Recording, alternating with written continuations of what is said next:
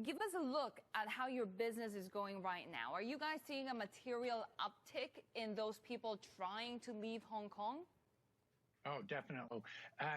You understand that our business is very seasonal, and this is the slow season of the year. Usually we're just waiting for jobs to come in, and it's very slow in February. This February is one of the busiest months we've ever had. It's just unheard of and unprecedented. You know, I believe it started with the ongoing trade war negotiations between U.S. and China. That had a small dent. And then, last summer we started with civil unrest, and then it really starts to pick up. Then about October, and that really started to affect our business in, say, October, November. And then October, November, December, and then coronavirus hits in January. And then by that time, I think it's just a straw that broke the camel's back in many cases, and people looking to get out of Hong Kong and looking to get out in a hurry. That's another thing. Not only is it busy, but people are making quick decisions and want to get out quickly. So it's very unusual times for us. So are these moves temporary, permanent? Where are they going? No, it's not temporary. It's permanent. And that's interesting as well.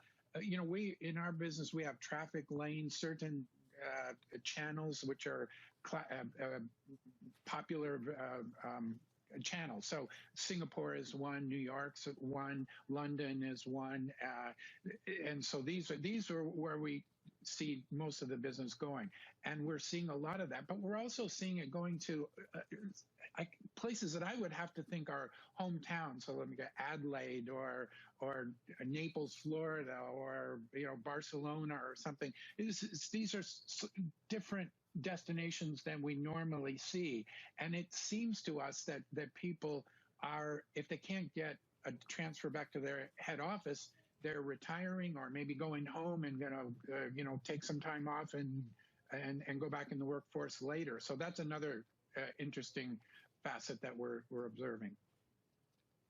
Robert, in terms of whether some of these inquiries are kind of knee-jerk reactions being made in the spur of the moment, I'm wondering if you have data on how many inquiries are translating into completed relocations.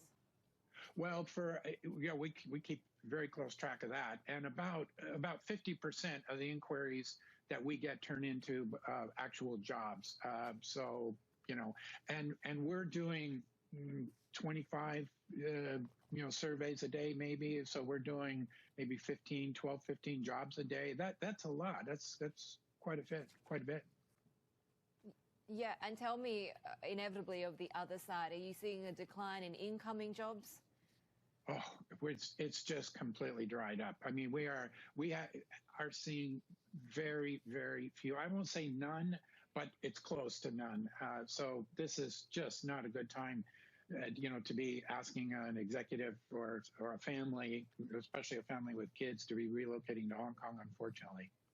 Yeah, especially with those schools being shut down, right? International schools now bracing for these exodus of families. So what are people telling you as they leave the city as their key reasons for not wanting to stay in Hong Kong? I think the school is probably the most impactful one, because if it's the virus, a lot of people would say, well, this will come and go. We'll get past it. There's been viruses in the past. In terms of trade frictions with China, that comes and goes. But the one that people cannot get around is school, and that's the one where you hear people argue or discuss with real concern. They don't like the idea of their kids not being in school. And I think the schools have done a good job of trying to, work remotely and videos and things like that. And I think they've done a good job, but it's not the same as being in school. And there's just no substitute for it. And people are really concerned about that. Robert, I'm wondering what this means for future planning and strategy for your business then. Once the, short-term people moving out subsides, do you see any sort of change in strategy or focus on different parts of the Asian market? Yes. Fortunately, we're in 18 cities, 14 countries. So Hong Kong is a big market and an important market for us, but it isn't the only market. And other markets are faring better than Hong Kong relatively. So that will be part of it. But I think in the Hong Kong market itself, it's going to be very challenging because you don't have incoming people who eventually will turn into outbound people, and I've never faced. I've been in this position for 19 years, and I've never seen anything like this.